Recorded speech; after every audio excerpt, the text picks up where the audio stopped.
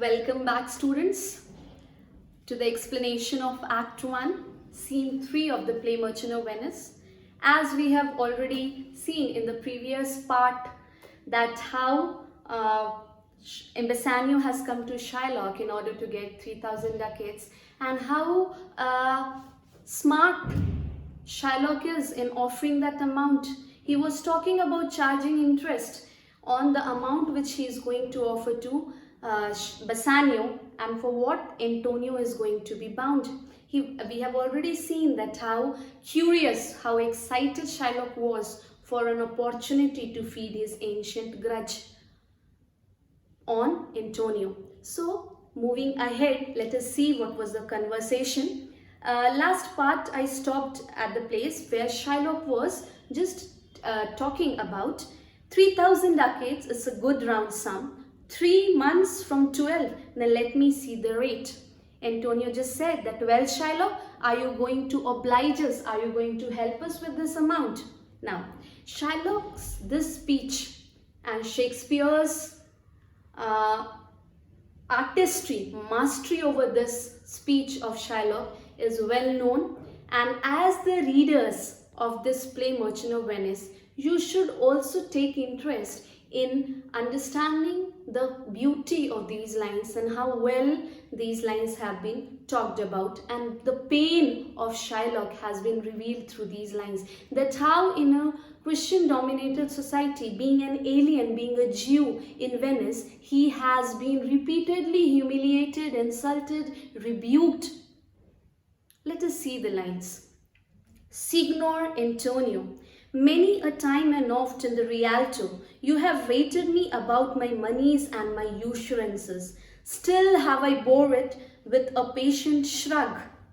Shylock says, Signor of Antonio, often you have abused me in the Venetian Stock Exchange about my money lending business.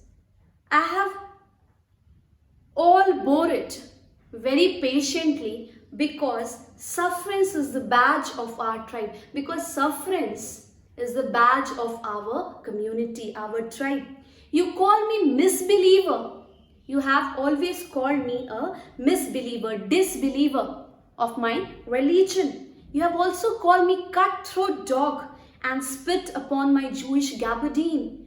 You have spit on me. Spitting, you understand, no? Spitting on somebody is just inhuman. And he did that. And for all the use of that which is mine own. And you always did this because I have used my own money to charge interest. Your reason was that. Well then, it now appears you need my help. Go to then, you come to me and you say, Shylock, we would have monies. You say so. You that did void your rehem upon my beard and foot me as you spun a stranger cur over your threshold. He says that today you need money. Then you have gone there and you have come to me. Don't you remember that how you have put your cuff on my beard? You have kicked me like somebody kicks a dog on his threshold. Threshold means near the door. You have done that to me. And today you need my help. What should I say to you? He says, what should be my reply? Should I not tell you, hath the dog money? Should I not reply you by saying that I am a dog? You used to call me cutthroat dog. Can a dog give you money? From where will a dog be able to give it? Is it possible a cur can lend 3,000 ducats? Is it possible for a dog to lend somebody 3,000 ducats? Or shall I bend low? He says, or shall I bend low like a slave? And in a bondman's key, and like a slave, like a bondman, with bated breath and whispering humbleness, with whispers, with pain and humbleness say, where, sir, you spit on me on Wednesday last, by stating in a very polite manner, should I say, that last Wednesday you have spit on me. You spurned me such a day, you have kicked me on that day, you have rebuked me on that day, and another time you have also called me a dog. And for all these respect and all these courtesies that you have shown to me, I am lending you this money. He just speaks up his heart. You have done so many things for me. You have gone against me. You have called me dog. You have spitted on me, spun on me, kicked me. All the thing possible you did. and today you have come to get money from me. And should I go low in a bondsman, in a slave like manner, and give you money and lend you money for all that you have done to me? That is his heart which he speaks. Do you know what Antonio replied? Antonio's reply was, I am as like to call thee so again. He says, I'm going to repeat this again. I'm going to call you dog again. I'm going to spit on you again. I'm going to spurn you again. If thou willest lend this money, lend it not as to thy friend. For when did friendship take a bit or for bad and metal of his friend? He says that, do you want me to lend you money in this way? How can I lend you this? If at all you are lending me money, lend as if you are lending to your enemy, not to your friend. So that if at all I am not able to pay you, you can ask me as an enemy to return me that amount. Who if he break, thou mayest with better face exact the penalty, so that you can have the penalty from me. Shylock, why look you how you storm? Now again there is a transition in the character of Shylock. He says, why are you losing your temper? I would be friends with you and have your love. He says, I would have your friendship. I would have your love. And to forget all the things that you have done to me. Forget the shames that you have stained me with. Supply your present wants and take no doit of usurance from my money, and you will not hear me. This is kind I offer. He says, okay, I'll forget whatever you have done. I'm not going to charge you. I'm not going to disagree with you. I will give you whatever you are asking, and I will not even charge interest. But you do not listen to me. It is kindness that I am offering you. Bassanio says, this were kindness? Is this kindness that you are offering? Shylock, this kindness will I show. He says, yes, of course I will show this kindness. Go with me to a notary, seal me there, your single bond. This is the bond. Very important, okay? He says that I just want that come with me to a lawyer, to a notary. So we will seal a bond there, we will sign a bond there, we will make a agreement in merry spirit, in happy spirit. If you repay me not on such a day, in such a place, such sum or sums are expressed in the condition. He says that if you are not able to pay me on such a day, such a place, such a time, let the forfeit, okay, be nominated for an equal pound of your fair flesh. The person will be nominated for a penalty of a pound of flesh, to be cut off and taken in what part of your body pleaseth me. I can take a pound of flesh from any part of your body which I please to take, which I choose. Antonio, content I faith. I will seal to such a bond and say there is much kindness in the Jew. Antonio says, I certainly agree to this. I will sign such a bond and say that the Jew is kind. He says that, okay, I will sign this bond and I will say that the Jew is kind. Bassanio says, you shall not seal to such a bond for me. I will rather dwell in my necessity. Bassanio says that you will not, please, you do not sign such a bond for me. I would prefer to live with whatever I have, but I don't want you to go in such a deadly agreement. I will live as I am living, but please don't sign the bond. Bassanio ultimates Antonio from not signing the bond. But Antonio here has been proved not to be a prudent businessman. He was not at all clever.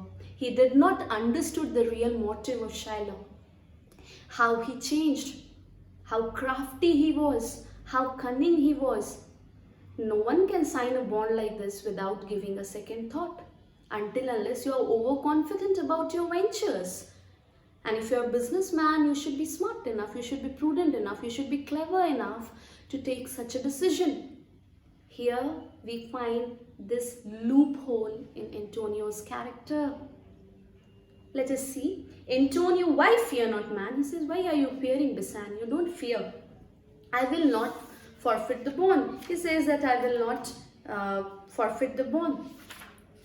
Within these 2 months, there a month before this bond expires, I do expect return of thrice 3 times the value of his bond. He says, be confident. I'll be able to return him 9 times the value of this bond. So you don't worry. He's so confident. Shylock, oh Father Abraham, he was listening to the conversation. He takes the name of Father Abraham. What these Christians are, whose own hard dealing teaches them suspect the thoughts of others. He says that these people know their own unjust dealings, they make them suspect the intention of what they are saying. They have taken a decision and they are questioning themselves only, suspecting about what they have to do. Pray you tell me this, if he should break his day, what should I gain by the extraction of the forfeiture? He says, tell me one thing, that if at all you are not able to pay me that amount, what will I get from the extraction of the forfeiture? What will I get? A pound of human flesh, what's that the worth of? A pound of man's flesh taken from a man is not estimable, profitable neither as a flesh of mutton, beef or goat. He says that if I at all take a human flesh, what is its value? It's not worth like not neither profitable like a flesh of muttons and beefs and other things. I say to buy his favor. I only say this in order to offer friendship to him. I extend this friendship. If he will take it, so. If not, it you. He says that if he is ready to take this friendship from my part, it's okay. If not, goodbye. As for my love, I pray you wrong me not. But he says again that if you don't want to take, buy. But please don't make me wrong. Antonio, yes, Shylock, I will seal unto this bond. Antonio is ready. He says that I'm going to take this bond. Shylock, then meet me forthwith. He says that then meet me soon at the notary's. Give him direction for this merry bond and give him direction that how he has to make this merry bond. Cleverness of Shylock, he's calling it as a happy bond. Taking someone's flesh and it is said to be happy bond.